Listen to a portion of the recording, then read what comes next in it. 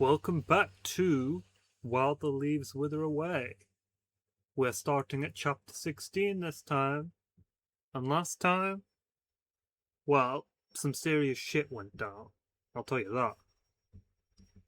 So serious that I just swore, which means if I ever get monetized, which isn't happening, this video won't be.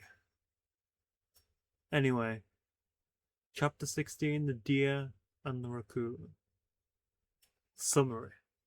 The aftermath of the carnival. Nate's always been a bit of a worrisome boy ever since he was born. Not as in he was problematic or anything, quite the opposite, in fact. Naturally, reading a young kid's true emotions was bound to be a struggle, especially for infants and sometimes even toddlers. There were patterns, though, and if memorized well, they could be used to know exactly what they needed. Not in Nate's case, though. Nadia might as well assume he had the most outstanding poker face in the world. He'd reached many milestones late, making his parents worried sick with his lack of growth. Even when Harvey was a doctor himself, he had to consult with his co-workers constantly, who all told him the same thing. It's different for everyone.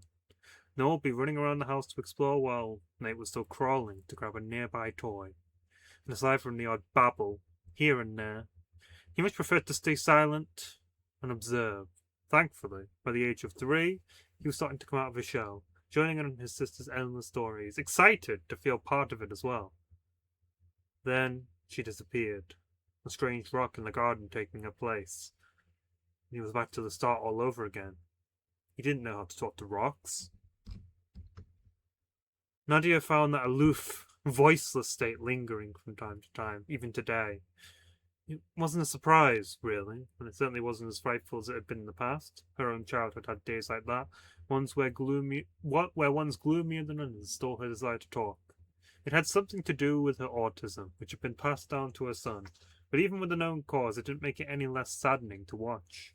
It was easier to handle by herself just fine, but watching a loved one go through the same thing, she couldn't stand it.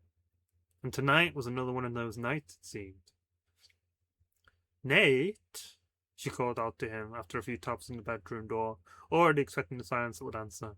Both her husband and daughter camped by the wall, Harvey rubbing a hand up and down Noel's back. Did he say anything to you? Nadia whispered to her daughter, who slowly raised her head from her brought up knees. At first, she considered telling her nothing at all, that brief conversation she had with him swirling around in her mind. He said not to tell you, Noel murmured, sparking concern to both parents. Nate wasn't one to keep secrets. Usually when something was bothering him, he tells his mother right away, whether that be in person or in a quick text. She'd seen less of that ever since they moved. Despite the lack of result, she opened the door anyway, gently closing it behind her once in the dimly lit room. Let's give them some space, okay? Harvey suggested to his daughter, giving her sleeve a light tug and ushering her off the floor. Noel wasn't too bothered. She can talk to Nate later. In the meantime, she can plan out where Booker's going to get buried. Through the headphones, he could faintly hear footsteps entering the room. The sight shattered her heart all over again. Noel found him curled up and trembling, his head pressed up against the wall as the soft pillows and blankets surrounded him, most likely provided by Noel. He looked sick. His hair was still somewhat damp, and even in a fresh change of clothes, he was shivering. Countless possibilities of what could have happened approached her. Of what could have done this. Or who. The weight on the mattress shifted a little when she sat down, scooting back until her head hit the wall. Not saying anything at the moment was probably best, she thought. She'd let him take his time. He hardly felt so small anymore, this being the exception. 2 things were wished for. Either the floor would cave in, swallowing him whole and never letting him out, where he could finally be at peace. Or he'd quit holding it in, and instead seek the familiar comfort from his mother. He chose the latter, possible option, throwing herself into her arms with a choked sob. Oh, Bubba, she sighed, and secured her embrace right away, giving him all the love he needed, and more. She could already feel her shorter dampening from both hair and tears. But that was the least of her worries right now. Her priority remained on her son and his feelings. It was hard for him to breathe and talk at the same time, his struggling words muffled into her shirt. No, Elle was right, he hiccuped. She was right, Mama. I shouldn't have. Shh. She hushed him before his words made him even more upset, replacing the thick air with a soothing hum. It was a common technique she used when he was younger, especially in messes such as this, and eventually the familiar melody broke past his depleting cries. He attempted to hum along as well, listing a kiss to the top of his head. Her gentle words came out in a whisper, murmuring a, "There you go. I'm here," and lowering a hand to wipe his tear-stricken cheek. The puffy eyes he enjoyed didn't go unnoticed either. Once he then hid into her chest once he spotted her frown. "You shouldn't have what, Nate?" Now that he was calmer, she figured it'd be easy to start again, holding him close the entire time. There wasn't any avoiding it now. She'd understand. Surely she would. Promise you'll still love me. Still, he had to make sure. Darling, of course I will. The question was a little silly, resulting in a quiet giggle from her end, as well as a tight squeeze for extra security. You're my baby. Nothing changes that. I know, but still. He took a shuddering breath, his sentences progressively getting more muffled by her cardigan. Too embarrassed to admit it outright. He had to, though. It'd be selfish to keep her worrying forever. Buck yelled at me. Because I like him. Her caresses in his hair froze. Did she hear that right? Because you like him? Slowly he nodded. Like him. I wanted to be more than friends. Or at least I thought I did. He didn't have it in him to cry anymore. Left hollow and muttering any thought that came to his mind. And he thought he felt the same way, but I guess not. It's stupid, I get it, we're both guys. It is not stupid, she interrupted him, fighting back the growing frustration in her heart, her blood already beginning to boil. Oh, sweetheart, you should have told me sooner. I know. I'm sorry. Squeezing his eyes shut, he cuddled impossibly closer in a futile attempt at shutting away from the world. It wasn't such a bad idea. He was safe here, he knew that, away from all the confusion and heartbreak. Here, in his mother's arms, he could admit to all the things he'd otherwise be too scared to tell anyone else. Because, more often than not, telling others would leave him in the state he was in now. It's been so weird. I don't know why I'm acting like this. I think I might be bi or something, but I don't know. With a hesitant movement, he tilted his head up to face her, finding her deep in thought. Doesn't matter anymore, though. Not after that. To his surprise, she smiled a bit. What? It doesn't matter, he says, Nadia humming in slight amusement, trying to laugh more from his clueless face. Well, of course it matters. It's okay if you're bi, dear. It just means you'll know for the future, right? There's plenty of others out there besides Buck. She had a point. He knew she did. That didn't make it any less jarring, though. But I'm scared. And you're 13. You have your whole life to find someone. It could take years. I met your father right before our last exams in secondary school. She wouldn't go into details, though, knowing he'd heard that bedtime story countless times before. Maybe you don't fall in love again, that's okay. You still have me, Dad, and definitely Noelle. We're still here for... She squeaked, not expecting his arms to wrap around her neck so suddenly, going in for another hug. The sentence was left unfinished as he reciprocated, smiling through it all. I love you so much. His bottom lip wobbled as he spoke, fighting back tears once more. Her expression softened, even after everything that had happened. After his increasing independence and desire to branch out, there was no denying that he was still her little boy. And I love you most. Maybe that was why she was so overbearing. It finally clicked for him. The outside world was a scary place. It'd surely been proven at least a dozen times now since they moved. He'd learned not to take her for granted before he'd be punished for it. I should show you something, actually. His mother suggested after a brief, comfortable silence, the boy pulling his head away from her shoulder to show his confused, furrowed brows. Show me what? A surprise. Giving him all the time he needed, she patiently waited for him to join her, escorting him to her own room instead. Once there, he watched her crouch down to blindly search for something under the bed, fidgeting with his fingers. Probably just more baby photos or something. She always loved reminiscing over those. Soon, a tattered box was dragged out. The pen scratched onto the cardboard, faded out with age and barely readable.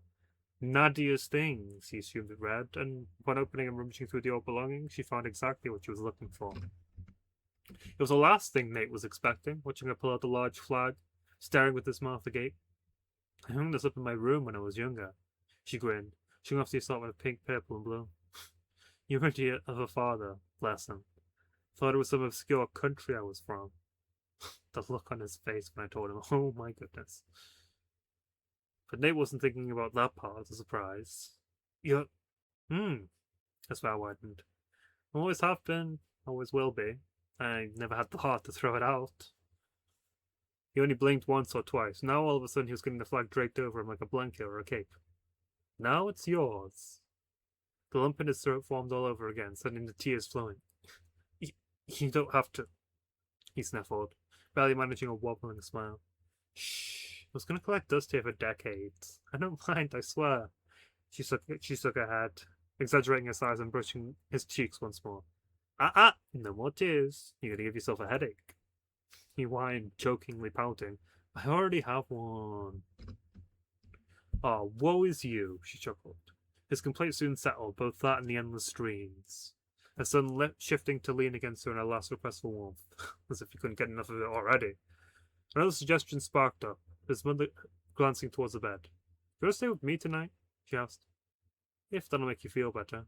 He nodded immediately. Being alone tonight was the last thing he wanted. It was the perfect opportunity to replay the day's events, plaguing his mind like a parasite, when he'd much rather forget. Today never happened, he told himself. Buck never happened. It was just like his mother said. There's others out there. And he already has his family to support him, to love him unconditionally, without needing to fear them pushing him away. He'll be okay. It was just like he thought. October wouldn't be so bad after all. Although he certainly left the house a lot less often, the growing chill in the air and Giovanni's presence waved him off anyway. It was strange, though. Weeks passed by, the buzz of the Jukesville fire fading away, and no disaster followed. The town was silent, reverting back to its state prior to the UFO crash, sure, so he assumed. The only tragedy that struck was on the night of the carnival, actually, which he couldn't get out of his mind. Apparently there was some sort of explosion in the graveyard, and it was none other than Giovanni's grave that had been blown up. No leads either. By now, it'd be assumed the perpetrator would have been caught by now. You need to be particularly shifty to get away with something like this. One person came to mind, who he'd much rather forget. The fact that he had a weapon that could have very easily done the job did not help either. But that was his problem now, and Nate had to focus on himself, even if the guilt ate him alive. Noel made sure to keep him occupied. There were many nights where they both sailed past their bedtime, watching whatever movies or playing whatever games Nate wanted, just as his sister had suggested before. School wasn't that bad this time of year, sure. There were some days where it became all too much and he came home early, but she was there to lift him up. Even when many days were the same, blending into the next, he enjoyed it all in the moment. The familiarity eased him, allowing him to forget the troubles from the past. And who knows, maybe Giovanni really was gone. The lack of danger certainly proved it more and more as the weeks flew by. They could finally breathe again, able to get excited for the future instead of fear for what's to come. For example, Halloween. Noelle already had her costume planned out. Halloween is, I'm guessing that's definitely going to be the night where it all goes to shit, because villains always like to wait for Halloween. Like, maybe the blindfold can be slightly see-through so I can still see.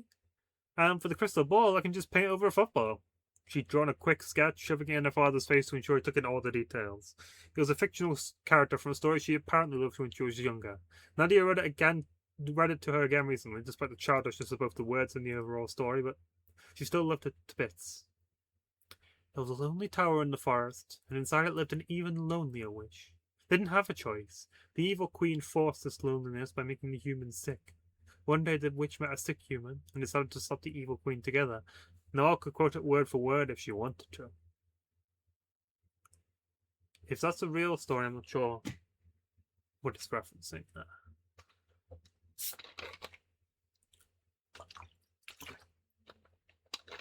Oh, I see. Her father adjusted his glasses, recognizing the character all too well. It was his wife who wrote the story, after all, and the illustrations were drawn by none other than him. The blindfold might be a bit tricky. I could try and sew a dress for you. Yay! She squealed instantly, already throwing herself into a tight hug, already getting ahead of herself. She was lucky she warned him so soon. He rarely sewed anymore, what the constant agony of work, and the process only adding more scars to his already calloused and wrinkled hands, but that didn't mean he wasn't determined. He'd be ready for the deadline, not a doubt. Meanwhile, Nate just poked 2 holes into an old blanket and called it a day. His mother had to do a double take at the sight, Nate staring up at her with the sheet over him. I'm a ghost, he said with a deadpan face, but of course you couldn't see that. You sure are. Slowly nodding her head, she had to suppress the giggles from the very obvious lumps poking out from the blanket, very clearly his hair spikes battling to stay upright. She patted him down, peeking close into the holes he made to ensure he was listening. I don't want you going too far, alright? There's plenty of houses in South One, so East Pine's off limits. Got it? Yes, I know, he grumbled. She'd already gone over this plenty of times, more than he could count, surely. He planned on dodging East Pine anyway, bound to be infested with hauntings, especially on Halloween night. All that was left to do now was to wait for Noelle.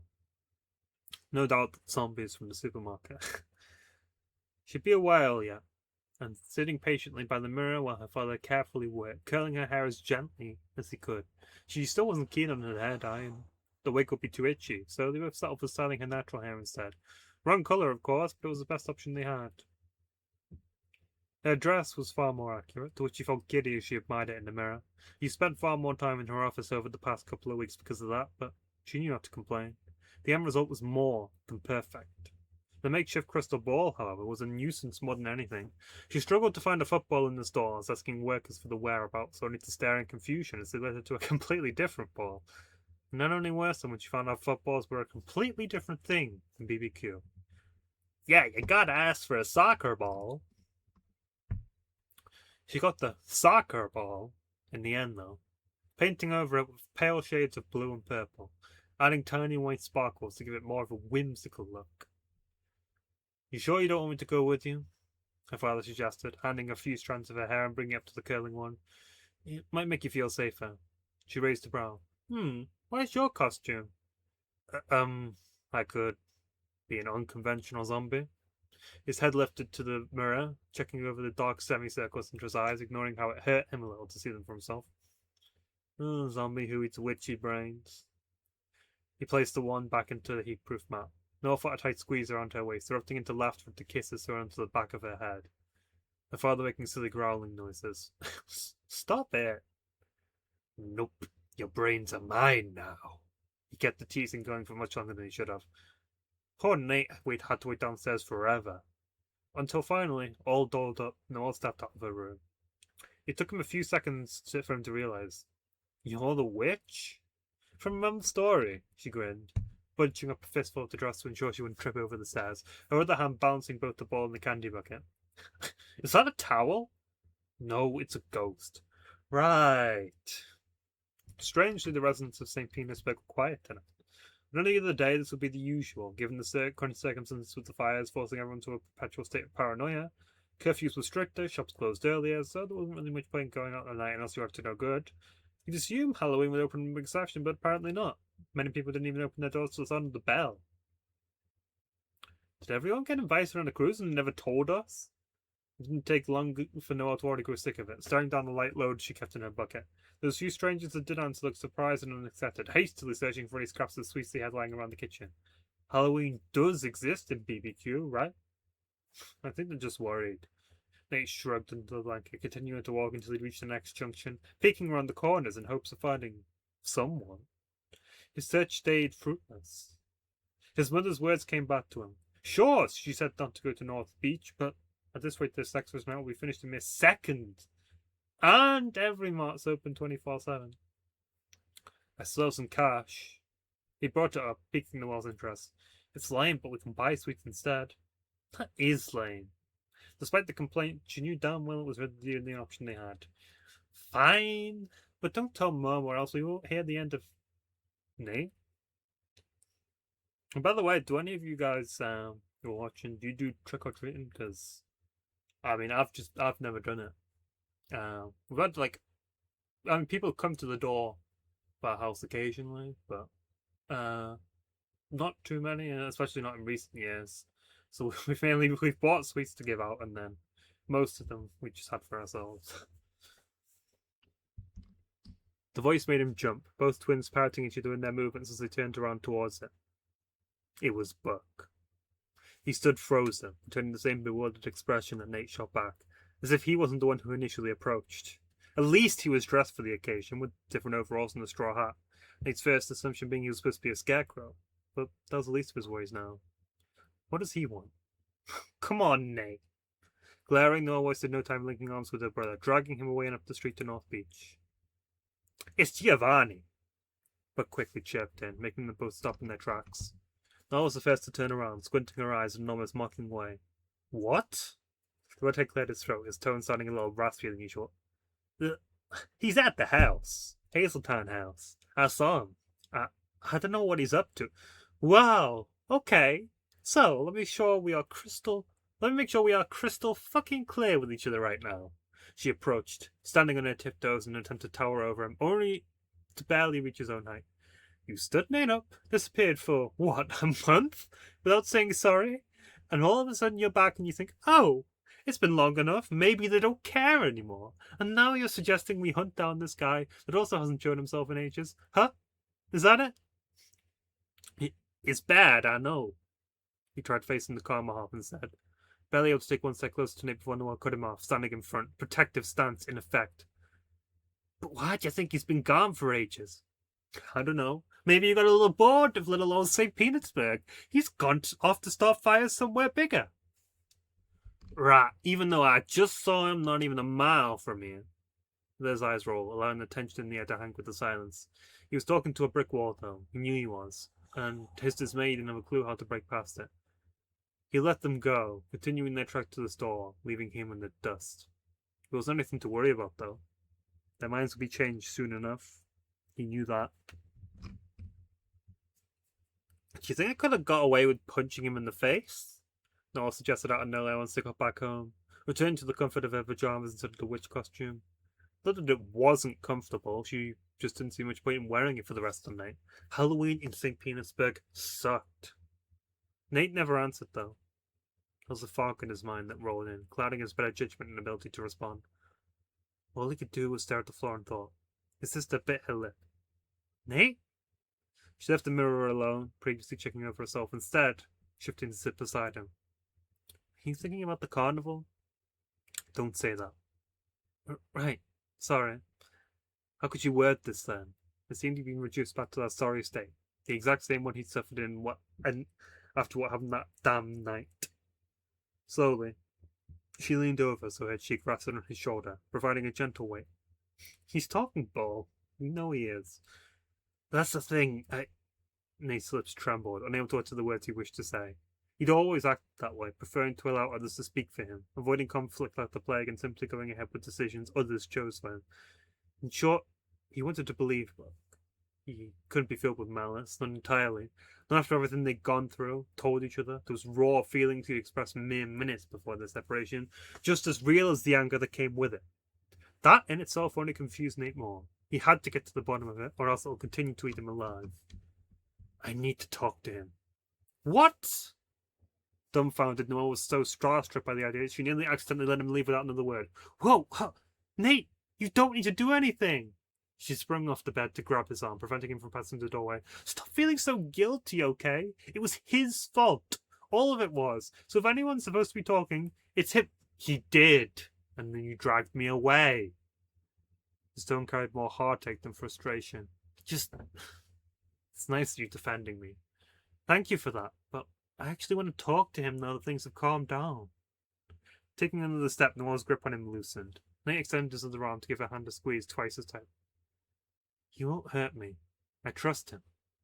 I'm not saying you have to as well, but it'd help. Nothing she could say would change his mind, and he was perfectly content leaving without another word, descending the stairs and yanking his jacket off one of the many hooks. Still, she had a duty. I'm coming with you then, she stated, following closely behind and exchanging a nod. They managed to escape without much questioning, insisting that a top-up was needed, warranting another trip to Everymore. Now all they could do was pray this mission would need too much time. The end of the road drew near, and with it they found themselves once again staring at that fence, towering over the two. Noel was pondering a witty remark. She needed it fast. Don't think we'll get any sweets in there, he said up with that, subtly observing Nate's reaction. He squinted his eyes. Huh? Never mind. Jeez, where's Buck? She scowled, standing on her tiptoes to peek over the graveyard's walls, looking for any abnormal rustles or strange sounds that may reside by the trees. There was nothing of the sort. Her patience wearing thin as pajamas she still donned. Well, patience wearing as thin as the pajamas she still donned. And that alone motivated her to follow the linked chains. Nate had to trail along, afraid to lose sight of her. Hang on, I'm sure he's coming. He blew up a famous guy's grave, Nate. I'm sure he's definitely welcome here. A sense of deja vu filled her. What was once a forest filled with crystals now lay barren, greenery sprawling for as far as the eye could see. They brought them back to the river, the ferocious rapids guaranteeing their demise should they be stupid enough to fall in. Guess getting in with the raft is off the table then, she shrugged, suddenly eternally grateful they'd been aiming for the prairie on the last trip, instead of the ocean. We ain't needing the raft! But with a short-lived scream, she spun around and was instantly greeted by Buck's presence, returning a subtle glare. He saw the dumb scarecrow costume, too. Yeesh! Warning much? Neither of the boys responded verbally. Nate's reason was laced in fear, cowardice, while Buck seemed entirely focused on something else. He walked past Noel, eyeing the fence for a long while. Go on, climb it. See me die from the electric shock. Shut your trap. Rummaging around in one of his pockets, he took out the familiar weapon, playing with the dial for a brief moment. And the moment that followed after was only more fleeting. All of a sudden, something popped, a good chunk of the fence evaporating with the smoke. Instinctively, Noel grabbed Nate's arms and pulled him back a little. The thuds from her heart soon settling after the initial shock. Buck didn't pay any mind, though, coldly walking through the gap and staring back in silent ushering. Piece of... She didn't have the energy to finish that. Buck didn't deserve that attention he was obviously craving. Just stay with me, okay? Like a lamb, Nate silently followed along, his fingers pinching her sleeve with as much of a grip as they could muster. His voice felt frozen with Buck nearby. But maybe it'd be better that way. He couldn't tell him any upsetting things anymore. Even when he thought for sure they'd make him feel the opposite. Truthfully, what resided behind the fence was not too different from the general forest. Tall, unmowed grass, unsuspecting trees, although now it was hard to tell exactly where the path was printed. The vegetation taking over with all the 7 years it had. The road wasn't required, though. The destination showing itself more and more as less leaves blocked it. Hazeltine House, the state it was in, and only now did Giovanni finally return to his home, sweet home. Perhaps that was the reason he desired destruction. That fire took everything for him. Now he yearned for thousands of lives to be taken in infernos just like it. So how come he suddenly stopped? On approach, the ruins were more intact than they'd been expecting. Well, being a mansion mostly built with brick, it was made to withstand disasters such as that. Noel had read that apparently the fire managed to spread so quickly because of the carpeted hallways and the curtains above the several windows. The shell survived, yet the organs perished, alongside the living beings trapped inside. Think anyone's home? Noel dared to ask, already expecting to provide a quiet. A lone well sat nearby, the entrance uncovered after she put some effort into pushing it away.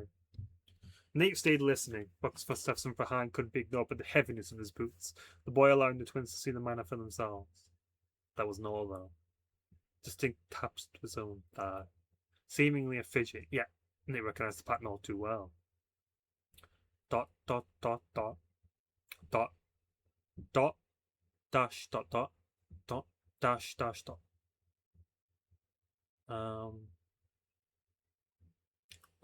I'm pretty sure 4 dots is H and 1 dot is I. I don't know what the other 2 letters are. Nate's attention snapped back to life as soon as he deciphered it. Buck? You should have known sooner.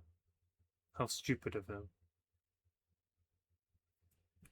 I might actually, I'm gonna look that up real quick. Okay, so it looks like this is help. Okay, I was right at the first letter, but I is actually 2 dots, 1. I've got to remember that.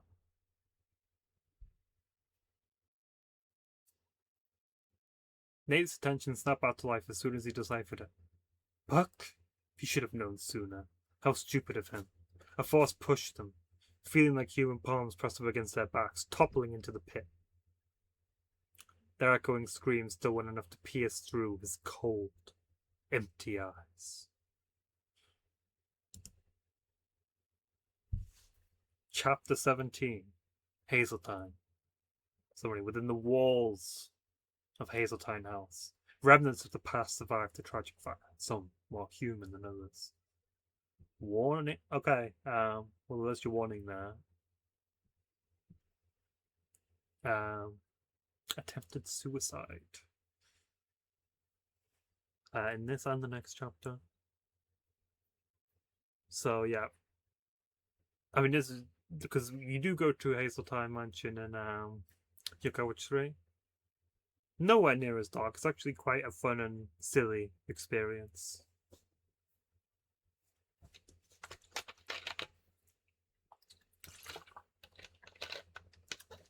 I don't have much to say about the last chapter. It's just, I mean, it's interesting that Buck still wants to turn to them. Maybe he just feels like he has no choice. I mean, there's no one, I guess, with the sort of powers to deal with him. But I also think there's probably some level of some part of him that wants to reconnect, even if he won't admit it. She never reacted so fast before. A spear of ice lodged itself in the well, its ends impaling the weak bricks surrounding the hole.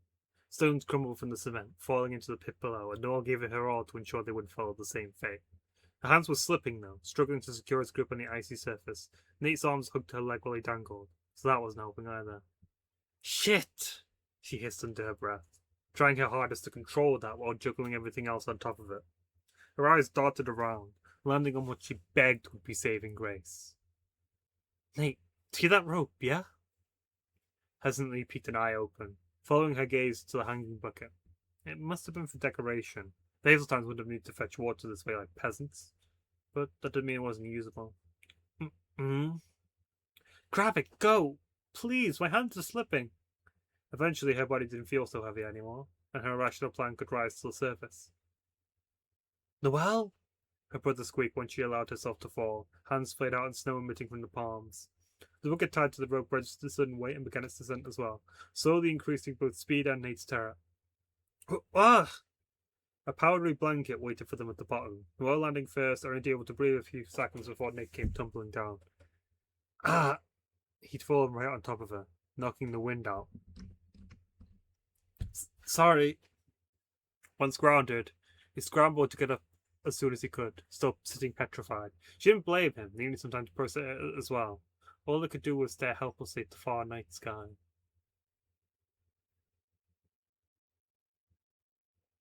Noelle soon grumbled, resorting to a much louder yell when she was back on her feet. You piece of shit! Let us out of here, Buck! As soon as I'm out, I'm gonna hang you by your eyelids! He's definitely not gonna let us out now, Nate muttered, rushing to his feet once the melting snow began to start to seep into his jeans. The first thing that came to mind was reaching for his phone. Okay, who should I call? Mom or the police? Nobody. She snatched the phone out of his hand, shutting down his predicted complaint. No. We're not supposed to be here, right? Did you miss all the no trespassing signs copied and pasted all around the fence? But we... No! She reiterated it firmer this time, shaking her head and keeping a tight hold on his phone for now. Help wasn't needed, she was sure. Although climbing up to the surface would definitely be a pain, one slip of nearing the top and it'd all be over. But to Noelle's keen eyes, that wouldn't be their only hope for escaping. Look! It was nearly impossible to see in the dark, but once you forced me to light a flame with the watch, it all became 1,000 times clearer. The bottom of the well was sandwiched in between two passageways, each leading in opposite directions, one north towards the house, and one sprawling south back to East Pine. So this is another parallel with the game as well, being trapped down in a pit in a Hazeltine mansion, seemingly by Buck in both cases.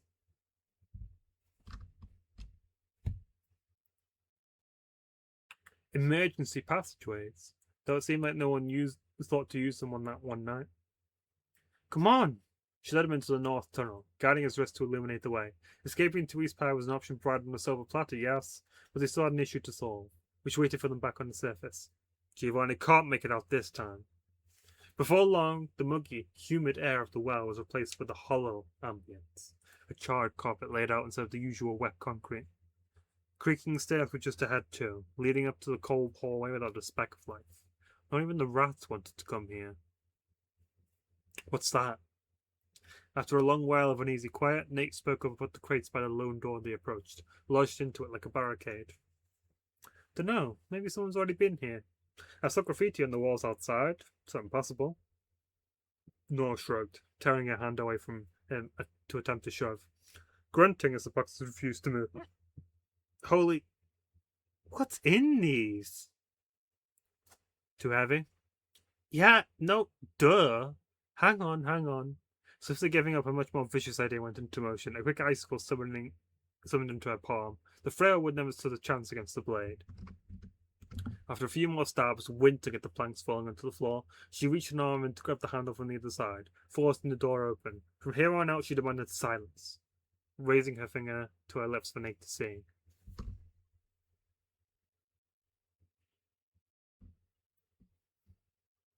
He shivered, stumbling into the dark hallway, taking it all in. There wasn't too much to see, though. The fire had clearly done its job, swallowing everything in its path. All that was left was an empty husk of a house. It was smart to build the secret passage so close to the ballroom. Twins assumed the hall to be that, anyway. Or what a grand, tall structure, a hole in the floorboards where a fallen chandelier lay dead. Noel was already imagining the parties they must have thrown. Gorgeous women flooding the manor, swimming in their extravagant ball gowns. It sounded like a dream, really. To the Hazeltines, this prosperity was everything.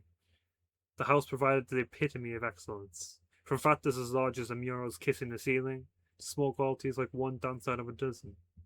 It all needed to be perfect, in Giovanni's eyes. At midday, the ballroom remained quiet. The stark contrast to our status would be by sundown. Quiet! Not unoccupied. The master and his mistress performing their rehearsal.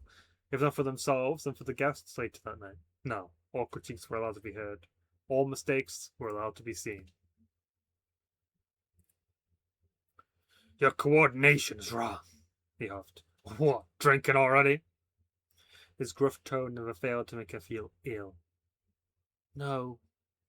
The defeat in her own voice was far softer in comparison, expressed through a downturned, focused face. I will correct myself by tonight. I promise. Make sure of that. A hint of a sneer was intertwined with the subtle threat, freeing his tight, almost possessive grip from her waist, deciding they will finish until the real dance. I don't ask for much, Elizabeth. He reminded her for what felt like the millionth time, readjusting the collar of his shirt before finally leaving her be. With him gone, breathing was acceptable again. But as it always did, something else would spring up to prove that was short-lived. Quiet? She crossed her arms, her squinted eyes staring directly to the large potted plant sitting by one of the corners, an annoyingly familiar red head of hair poking out from above the vase. You know it's rude to eavesdrop. He kept his mouth shut. Maybe that was convinced her she was hallucinating his attendance. The plant was shoved to the side, erupting a squeak from the boy. Answer me when I'm speaking to you. I wasn't eavesdropping, he whined, already spitting out excuses. I want to dance too. Let me dance, Mama. Eavesdropping. With a V. And you've already had lessons this week. Her ears already started to ring, unable to find the patience to deal with this right now. Giovanni was enough, but a rogue child who refused to listen to her no matter what she said was bound to drive her insane. Go back to your room. Mama, please. he pleaded further, putting on his best pout. Bargaining was an easy solution, even when most of the time he hated actually going through with it, but this time it'd be worth it. He was sure of it. I won't talk at the party, he suggested. I'll be nice and smile and wave at people like you said, but no talking. She'd be damned to believe the shallow words of a 6-year-old, but the promise of tranquility, even if it was only a mere fraction of the much larger problem, still tempted her. And she could at least do this. She owed him that for what was already planned. Follow my shoes, she instructed immediately, escorting the internally ecstatic boy to the middle of the ballroom. She took his wrists into her hands, albeit ignoring the way his face lit up at the contact, instead engrossing herself in the slow waltz it performed. Naturally, he was clumsy, misplacing a couple of steps yet trying his hardest all the same. He was eager to prove to her that the lessons with the maids paid off, especially since she seemed kinder today, allowing all this instead of giving the usual cold shoulder. And a single speck of light reached her eyes, though, feeling that this was more out of obligation than genuine enjoyment. Chances were, like many of the time, she'd have to dance with him anyway during the real deal, so the practice didn't hurt. As for him, spending time with his mama was all he wanted, and he made that joy very well known, smiling up at her the entire time. Noelle, her brother hissed, standing idly at the front of the grand staircase in the main entrance hall, looking over and waiting for it to stop procrastinating. A brief apology came with an understanding nod, and with swift regathering they braced themselves, heading upstairs together. It wasn't that much different to the ground floor, in all honesty. The same darkness loomed, the rising moonlight seeping in through the many windows lined along the corridors, struggling with the protective moss acting as a barrier. Nate's watch was all they needed, bright enough to know where they were going, yet dim enough so that no unwanted attention would be attracted. Perhaps Giovanni was the same, exploring his old home. They just needed to ensure they wouldn't run into each other. Well, as they covered the area, a change was recognised as much more closed-off rooms, different to the open spaces the floor below housed. It was unexpected. They assumed this was for the bedrooms, all the entertainment staying downstairs. A painting caught Nate's eye. The canvas was mostly destroyed, erasing the facial features of both adults who posed, presumably the late Giovanni and Elizabeth. But the child survived, Nate having to squint his eyes at the appearance, the faded ginger hair sticking out the most. Where do you think the fire started? Noelle leaned in a bit to whisper the question to Nate's ear, who only shrugged. Does that matter right now? No, just wondering. She blinked. You must be so grumpy from what happened outside. I'm not blaming you, all right? It's Buck's fault. It's not. Shutting her down and shaking his head, his walking suddenly halted, gaze drooping. It's not. He warned me. Her brows knitted together. Warned you? He was teaching me Morse code, and right before we got pushed in, he was tapping his leg like. He provided an example, going at the same specific pace Buck was before. Like that. It's a message he told me to remember. Nate. He was getting distressed. It pained her to watch, and as much as she wanted to believe him, you need to stop giving him the benefit of the doubt, okay? Sometimes people are just assholes and there's no fixing it. He's not, though. The Morse code, it said H-E-L-P. He insisted, starting to shake a little. I know him. I know he's not like that. You don't know him. If you do, then why did he push us? You could have died. Sadly, Nate's efforts to convince himself were slimming. He didn't have a clue, as much as he didn't want to admit it. He didn't know the first thing about Buck. Where he lived, his birthday, his last name. Nothing. And what did he know? It was aggressive, conflicting, hard to read. To the public, that is. While Nate could only see the good. Shit. Noelle's hand was flung straight to his mouth, preventing him from making a rebuttal. She swore she heard something, a low thrum echoing across the halls, and silently cursed herself for being too loud. Hide in that room and don't come out till I say so. What? Go! Do it! Now she was the one shoving, clamouring to squeeze Nate into one of the many grandiose bedrooms, forcing the door shut as quietly as she could muster. Well, the snappy sound of shushing phased through the door, compelling him to keep the volume low. And like always, he wouldn't have a say in the matter, so changing up the current plan was the only solution. He searched this room next. Of course, not for Giovanni. His height would make it nearly impossible to hide among the minuscule furniture scattered around the area, and he was the type of man to pounce rather than cower away. This was more so for Leeds, like he was a real detective. It was odd for Giovanni to come home so late. The more Nate thought about it, the more it racked his brain. He evolved at the church, didn't he? The graveyard was pressed right up against the chain link fence. The house was ground only meters away. You'd think that would be the first place he'd go to, not causing trouble elsewhere. Like returning home was an afterthought. Even if it was in ruins, surely he would have been curious. Unless something else occupied his focus. Something from the outside. There wasn't much use to the room in the end. Identifying was obvious enough. A tiny bed frame, burnt stuffed animals, remnants of a baby green rug amongst the ashes it wore. This must be his son's room. He couldn't have been any older than 10, Nick predicted. The thought made his stomach churn. He grew awfully cranky as the day went on, slacking a few huff comments from the tiring maids. Bustling crowds could already be heard from the outside, racing to reach the entrance hall, a shield from the harsh winter chill. The nippy weather rubbed off onto the boy, grumbling at the tie fastened around his neck. Too tight. Oh, shush. You've worn one a million times before. He was lucky to get a response at all, the young woman only fastening it in further, as if to teach him a lesson. To their dismay, he wouldn't give up. Despite his small size, he was terrible when it came to temper, insisting he'd always get what he wanted. As if he'd always forget about what would come next. I don't want it, he declared, revving off the tie right before it was finished, the fabric sliding across the polished floor. You little... She restrained herself, stopping her mouth shut before she could say anything unholy. The other maid simply gasped, appalled by his behaviour, yet expecting it all the same. They always dreaded being assigned to watch over Wyatt. Anyone would. Hence why a superior voice floated in the air, they all let out a kind of sigh of relief. Wyatt, on the other hand, couldn't be happier. What's going on here? Elizabeth folded her arms in front of her stomach, knowing she didn't need to ask. The maids answered anyway, shaking their heads. He's a hooligan today, ma'am. Yet again, I cannot dress him, even if he were chained. She scoffed, a little startled from her sudden approach, swiftly escorting herself and the other maids to the side. The boy's smile wavered a little. Mama, the tie's too... A quick slap to the cheek and it was wiped straight off.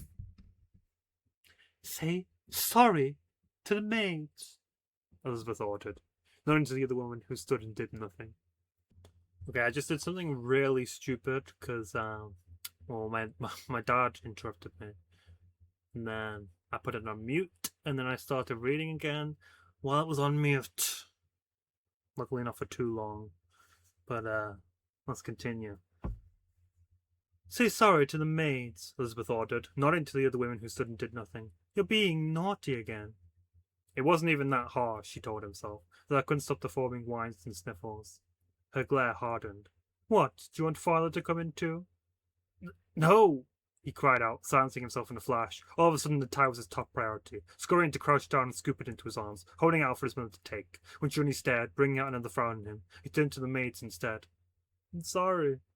Suddenly one of them stepped up, getting the damn thing on him. At least he was silent now, making an effort to stand as still as possible. Come now. His mother took his hand, ignoring how his fingers refused to latch onto her right away, as if resisting. They both knew he wouldn't have a say in the matter. He soon accepted her cold palm without further complaint, allowing himself to be dragged down the hallway. She was leading him to the grand staircase, imprisoning him to some lackluster party once more. He never understood why they took such great pride in them. It was the same routine every time. Father would give a gruff speech, sprinkling many opportunities for applause, only to fuel his ego, while Mother would stand nodding along robotically, acting as a trophy for all his work. Then there would be dancing and drinks, and by his bedtime all the adults would be acting out of order, far more happy than they should be. As he wasn't blind to the outside world, he frequently saw what anger attempted to break past the walls. A wailing siren would be heard on more days than not, strange uniformed men demanding the public retreat. The reason for it he couldn't decipher, and any time he asked the maids, they'd chuckle and brush it off. The outside world looked scary. He frowned now, imagining how difficult it must be for his parents. I'm sorry, Mama. Tilting his head up, he didn't expect much of a reaction, yet was curious anyway. Like he thought, her focus wasn't deterred, keeping her gaze on the path they'd soon walk. I'll be good, I promise. A verbal answer wasn't expected. In fact, he'd be satisfied with just a nod of acknowledgement or even a small hum. Anything to prove she listened. That was always better than being left assuming he'd done something terrible, since a lot of the time he questioned the reasons for why he got slapped. He'd grown out of complaining too much, learning to take anything that was thrown at him, only expressing discomfort when it was genuinely felt. So, why was he still punished? Especially for something as ridiculous as a stuffy tie. The sound of Elizabeth's heels tapping against the carpet vanished, her son sent to a brief panic. Did he slip up again? Was another bad thing about to happen? She crouched down, readjusting the collar of his shirt, silently appreciating the way he cooperated by tilting his chin up. It is a little tight, she murmured to herself, able to do this one thing now that no eyes were on them, loosening the pesky accessory by just a little bit. Not enough to the point it looked scruffy. He certainly still appeared smart, but at least he could actually breathe now. Thank you, Mama. His obnoxious smile returned. Only then did she provide him that small nod, continuing their journey downstairs.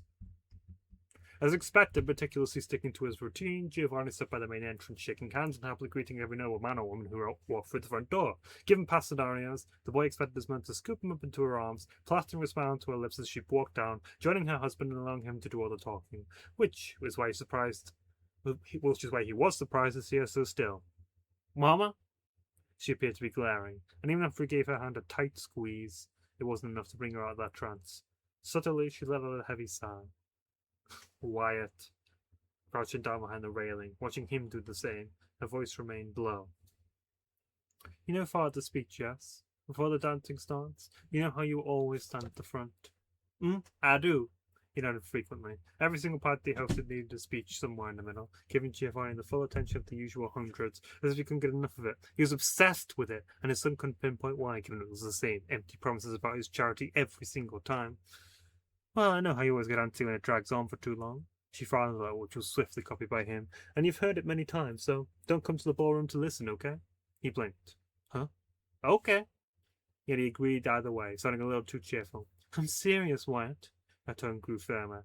A bit of a sharp edge to it as she repeated her order. The guests will be all focusing on your father, and they can't do that if you're fidgeting the whole time. Got that? So stay out of it.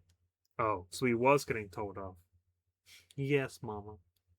Okay, I said this before, but yeah, I think that she's trying to stop him from getting involved in something that's going to happen.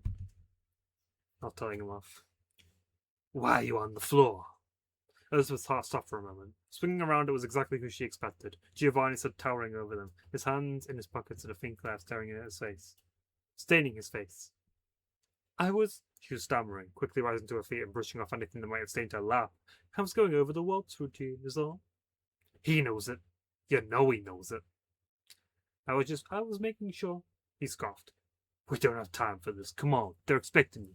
By force, his scarred hand went to her wrist, moving down to clasp her hand properly once in the vicinity of the guest again, and after that, he was all smiles and greeting once more, his wife following the same facade. Left on his lonesome, the child frowned. She'd never lied to Violet before. How come she felt it to be necessary now? So yeah, that adds to my suspicion, but yeah, we're all caught up to where I was now. Nothing of interest sparked up from the room after all. Nate clicking his tongue in mild disappointment. Any potential evidence had all perished to the inferno.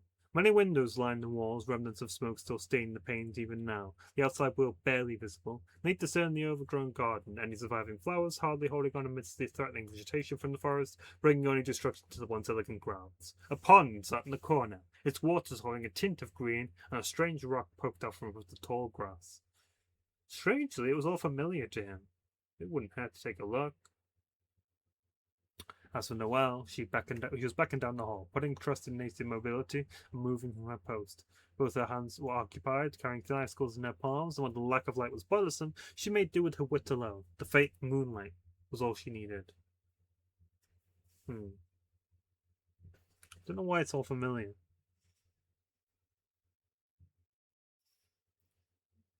The other side of the house offered what she assumed to be the master bedroom, and what a state it was in. The bed frame was hardly intelligible, much like every other furniture piece littered around the room. She already felt nauseous, not just from the eerie sight, but a noticeably oily stench clouded the air. Peculiar. It wasn't present in any of the other rooms, exclusive here, and seeping a little into the hallway just outside. But the source wasn't much of a mystery. The scorched, plagued with large cans remained, haphazardly tossed to the ground, scattered across the room. Her breath hitched. The heel of her shoe stumbling on a metal object, reacting with the short thud on the floor. A lighter. Oddly, something manifesting in the back of her mind was starting to make sense. A hunch about the fire that may very well be a reality. It all made sense, didn't it?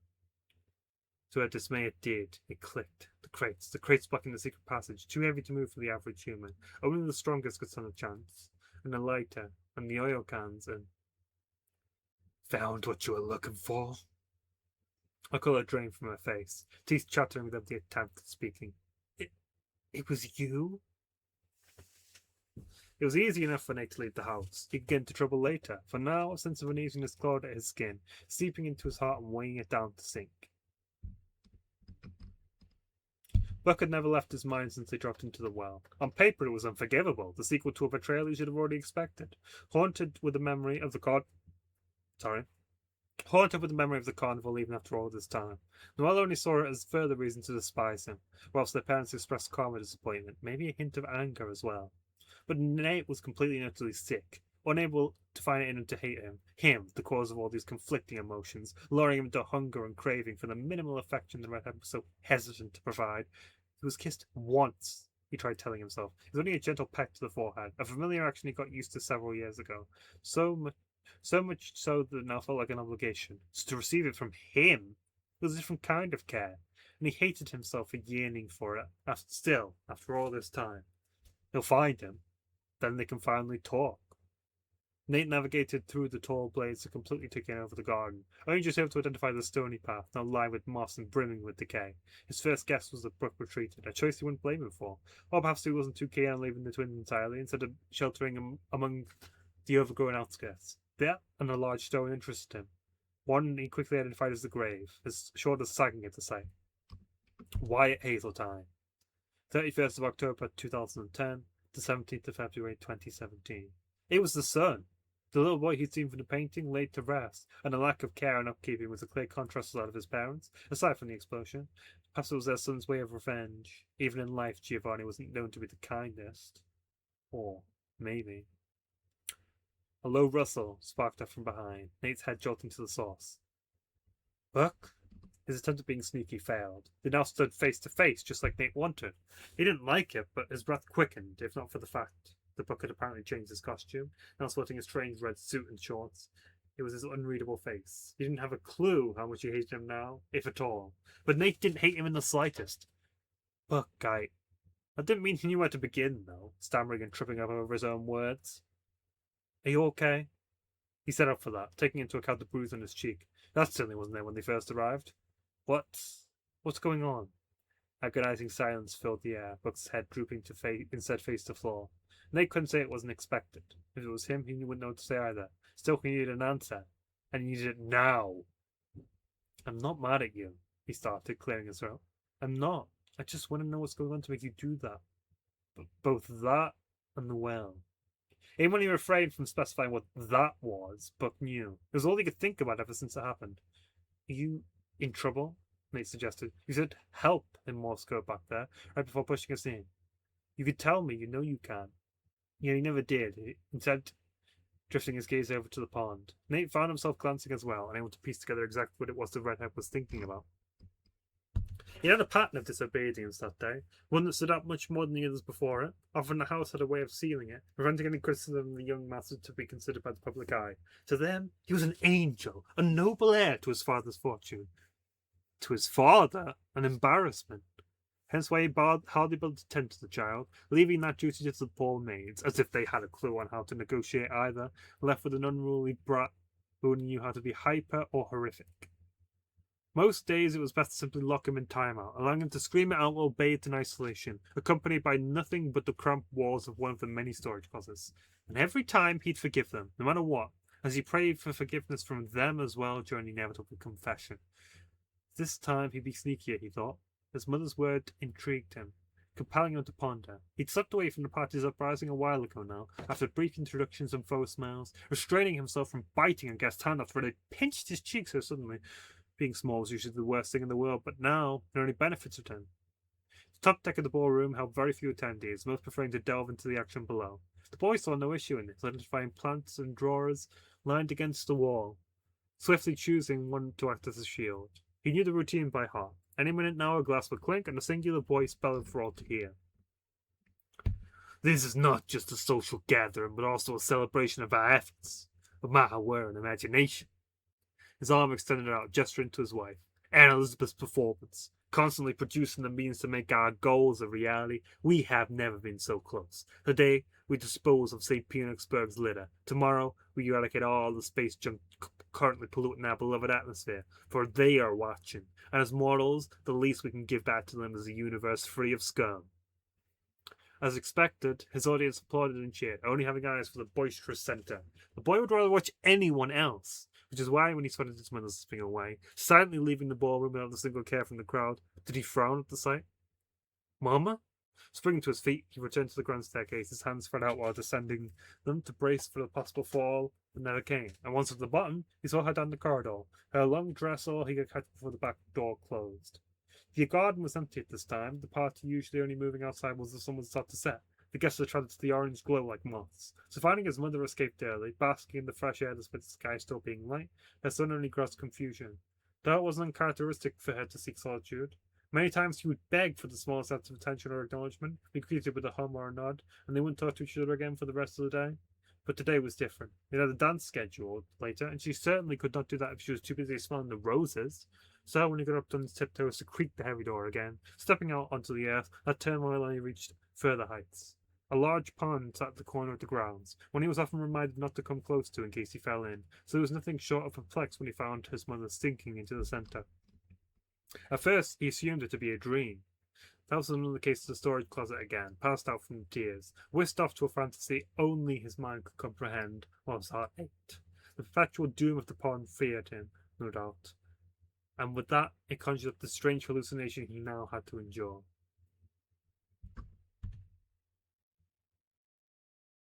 But all that fell to a wobbling voice. "Mama!" She froze, never realizing up until now how close he got into the water, sneaking up from behind and witnessing it all. He was always sly like that. She should have known better. Yet still wasn't enough. Soon she submerged entirely, the back of her head disappearing under the drink. He was about to call out again, even yell if he had to, despite the consequences. With impending footsteps heavy and rough, his voice died. Father had arrived on the scene as well. It didn't take him long to notice his wife's absence. How could he be in control without the watchful eye always on her? "But, Mama, she..." The boy couldn't spit it out, breath quickening with every bubble that rose to the surface. For the first time in his life, he was thankful for his father's attention. Even so, the man didn't dare get too close, eyeing the mud surrounding the pond with a faint grimace. How bothersome. Unless such a punishment was in order. A single stone was lifted, and from there he waited. She hardly lasted a minute before throwing herself back up, heaving and desperate for air. Her son found it much easier to breathe as well. "Mom..." "Elizabeth!" Amidst it all, somehow, even in an attempt to escape, he still found a way to cling to her. Only now did she fully know there was no getting away, no matter how hard she tried. Hesitantly turning around with a shivering frame, she immediately learned to regret it. The boy yelped, his hands flying up to his mouth and taking a single step back, minuscule to the tumble she was forced to endure. Giovanni stood firm, his palm now empty, a familiar speck of red trickling down his wife's face. She sat paralyzed, hardly registering the stinging pain that erupted on her forehead. Completely soaked and buried in the water from the shoulder down. All she felt was fear.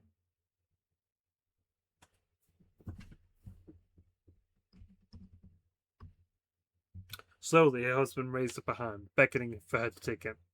"We're not done yet," he said, his expression hollow. "You're still needed." She had nowhere else to go, no way of refusing. No matter what, it always led back to him. "Mama..." His call was weak, helpless as he watched her succumb to his father's discipline once again, both ignoring their son and his throttled state. Her shaking hand took his own, unable to attempt to nod in her current condition, allowing him to drag her back inside. "Why did you do that?" their son murmured into the air once they left, glancing back at the pond, wishing his own emotions would sink just as easily as she could have. Giovanni didn't respond right away. The spark of joy seemed to light up from the girl's terror, and all it took was one small step of his foot for her to back up against the desk. "Yes," he confirmed. "I killed her." "Stay away!" Her icicles flung uselessly, the man straining his head to the side, narrowly avoiding the projectile. "I killed her and everyone else in this house." A vain attempt at escaping was made with a slip to the side, making a mad dash for the door. Swiftly reaching his arm out, he yanked her by the ponytail. "No." "Including myself." With a low chuckle, one fist was all he needed to ready up a punch and force her to the ground, chaining her to the floorboards with the other. Just the spectacle they needed. And look at me now. She used as much restraint as she could not to yell, pushing through the uncontrollable tears and unstoppable blood flowing through her nose, drawing out Nate, throwing him into the bus. No matter what, she wouldn't stand for it. Her eyes and lips were sealed shut, cheek pressed against the ground as he loomed over her, hand rapidly clenching and unclenching in a desperate attempt to form a weapon. But nothing came, her struggle to focus a detriment. "Go away," she whimpered. "I won't Tell anyone. That's because you can't. His gaze trailed over to one of the several windows. From up here, the dim lights of East Pine barely peeked from beyond the treetops, the town very much alive. Some of the smarter ones had already packed their things and left, moving away to somewhere safer. But eventually, now, tomorrow, next week, or next month, he'd soon catch up. There was no true escape on this earth. In his zoning out, she took him by surprise, hoisting her body up in another attempt to flee, only for her throat to meet his palm. You want to know why that is?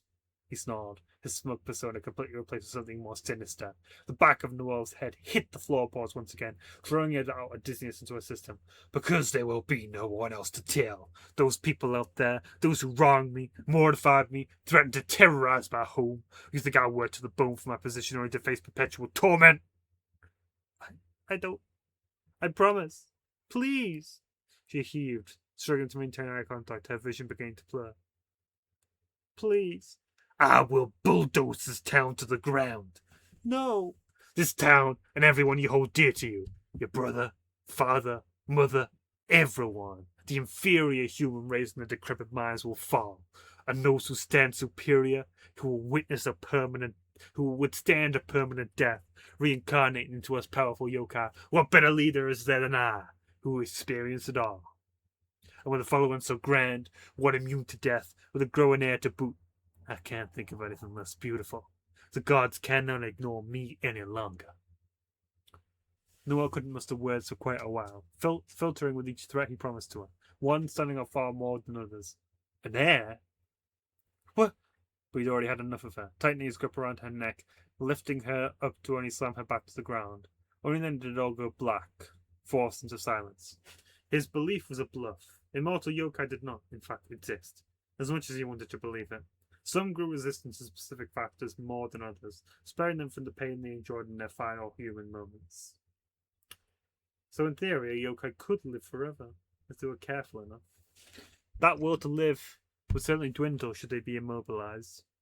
He stepped away from her limp body, reaching for a sword replica by one of the collapsed statues, rusted over time. Rusted, but still of use to him. The blade hovered over the helpless girl, aiming to pierce her straight through the heart. Though he didn't impale her right away. From the window, a curious sight intrigued him, forcing him to a halt, and slowly it brought a smile to his face. Once again, Nate swallowed a lump in his throat. Buck? He'd been spaced out for a while now, and at first Nate gave him all the time he needed, but it quickly morphed into a concern. A nagging voice tugged at the wires of his brain. With a shuddering breath, he pulled out the yokai blaster. Stay away. But there was a pointed directly to Nate's face. Huh? Buck, what? I said stay away, didn't I? He meant no harm, and that was precisely how Buck wanted him. Keeping a steady aim, despite the brunette's hand raising in surrender. To his dismay, his beckons to leave were disregarded entirely. Nate stood his ground amidst the rising fear, scanning every tissue on Buck's face, every tiny motion, the stub bite of his lip, a bead of sweat rolling by his ear, pupils pulsating. He could read it all. His finger never dared to get anywhere near the trigger. Is he doing this to you? You're gonna regret this, Nate. He's... Oh, Buck. Slowly his hand returned to the side, shoulders loosening. He had him now. The Morse code, the strange attire, the hesitance to explain. Even now he wouldn't dare shoot him. They'd be dead by now if this was truly what Buck wanted. He would have died long ago. With a step forward from Nate, Buck took a step back. That dance was repeated a couple more times before he finally gave in, the gun slowly lowering back down. He was certain they were alone. Nothing could harm them there. Not even when he cupped Buck's thin cheeks, gently tracing his freckles with his thumbs. I'm gonna fix this. Okay? Nate reassured, looking directly into his teary eyes, hiding his own anxiety for what was soon impending. I promise. As much as he hated it, Buck couldn't find the words to say, arms limp to the embrace Nate offered. He was pulled in whether he liked it or not, and he loved it. He loved it with his whole heart, but now was not the time. Now he could only anticipate a certain death, one long overdue. It'll be over soon, he whispered, his arms staying, supporting him no matter how much the redhead needed to lean in. And then afterwards I can stay the night at the base or something. I'll keep you safe. And Gummy will be missing you, won't he? So you can go back to him and... Buck reflected. Kneeing near the boy in the groin and jumping back, the gun returned to its previous position. There was a grunt for a response, Nate's eyes widening, half from pain and half from terror, and his hands flew to his ears, loud bangs ringing through the garden, water from the pond spitting out as warning bullets hit it. Go! Once frozen in fear, Nate now only knew to run. The open air of the outside world left him vulnerable. That and his sister's absence concerned him, last seen potentially facing a well-known threat. All that he could hope for was that she was unharmed. Noelle! He cried out by the grand staircase, the hub for most connections within the house. Buck was following close behind, clutching the blaster by his thigh, navigating through the building with ease. He could hear anything through the dead atmosphere, any pin drop notice, nor the house subtle.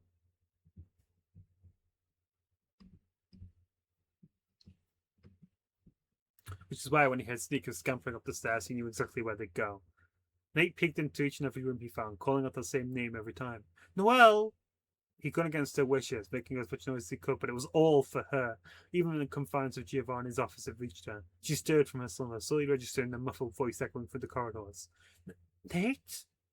He checked the master bedroom next, sliding to his knees to check every crevice, every pile of dust into the bed. Yet his findings weren't necessarily below. His finds weren't necessarily below. He looked up, a weak thud from the ceiling alerting him, signaling him to the stairs. No, he cut himself off, already rushing to the singular room residing on the third floor, and with that intuition he found her. Noelle!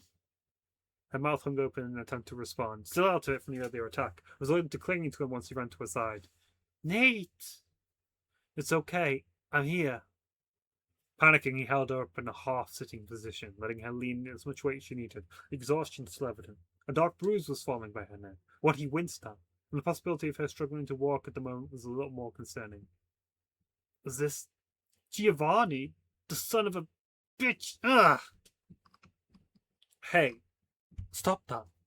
Even after everything, she was still the old stubborn Noelle. A failed attempt at pushing him to the side and standing on her own, resulting in failure. Let me, okay? 1, 2. With a countdown, they gradually rose to their feet. Nate keeping her upright with his arms under hers. Her legs were jelly, certainly still in shock from the previous encounter. Nate's brows furrowing. I almost said Nate's burrows furrowing. Maybe I can give you a piggyback. No, come on, just come on, please, she pleaded, pushing through the trampoles and clutching the railing as she descended the stairs, back in the bedroom. Once she'd gotten over that, there was a dash for the front door. A guarded door, familiar but posted right in front of it. Piece of shit. Noelle. He watched her storm down the staircase, sharing the center of the room with a glaring boy. She paid no mind to the gun in his hand. Noelle, wait! This was all your plan, wasn't it? Traitor! You piece of fuck! She got too close, easily shoved back to the floor, met eye to eye with the boy once again, with him looming over her to keep her pinned down. It was that same glare she'd recognized before, teeth bared like a dog, with rabid snarling proved merciless. Suddenly, once again, she was back to facing him, now a faint imitation of an older blood. You're... Finally, it all clicked. She didn't hesitate to display the same brutality, taking a single shoot to his stomach, flinging him back. Noelle! Nate lunged forward, catching her as she scrambled to back away. He's his son! She cried out, the accusation bringing a heavy, crushing into his all. Giovanni had a kid, didn't he? It's him! It's Buck! That's why he's doing this! That's why he's helping him! Nate's heart dropped. For a moment, he almost looked scared to give the other boy eye contact. He had to ask. Well, he had to. Buck? He ended to the agonizing silence, even when there was no getting out of this. There was no true escape from the house, no matter how far he ran. And that realization, returning to stand with his duty placid in his mind, flowing through his veins, wired into him from the moment he was born. Wyatt nodded.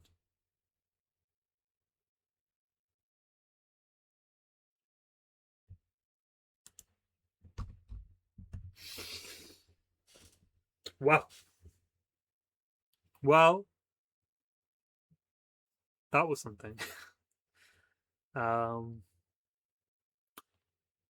was advised to continue to the end of chapter 18 if I could, but I just about out of time.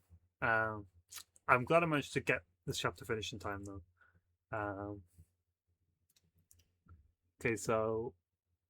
Okay, chapter 18, That Boy Wyatt, which is reference to one of the chapters of Yokai Watch 3 called That Boy Buck.